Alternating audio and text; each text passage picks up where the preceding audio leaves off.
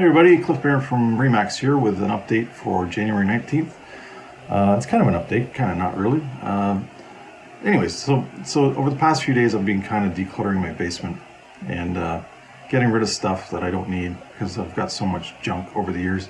So I came across something that was really kind of interesting.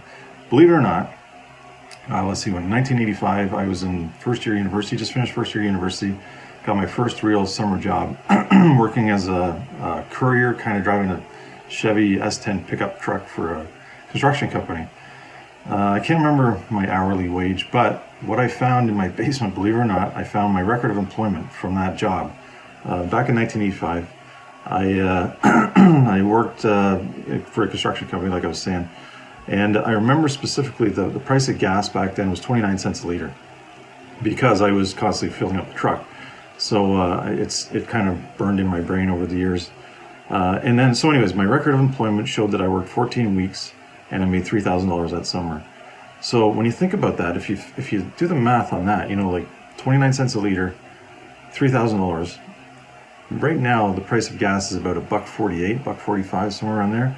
So if you do the math, technically, what I made back then is equivalent to making $15,000 for the summer, and kids these days just don't do that. So in other words, you can see the price of gas is a kind of it shows the rate of inflation over the years. It's gone, and the cost of living has gone through the roof over the years. So that brought me to a point today. I was watching the news this morning, and they talked about on BNN actually. They were talking about inflation ticking in at about 4.7%. The government wants to keep it around 3%. And we all know their expected rate hikes were in March, so there's a chance they might be raising rates at the end of this month. So how does that affect the real estate market? It does a little bit. Basically, it's just pushing things forward a little bit. They're trying their best to slow things down without, you know, seriously affecting the market. And when governments step in traditionally and do things too drastically, it can be bad.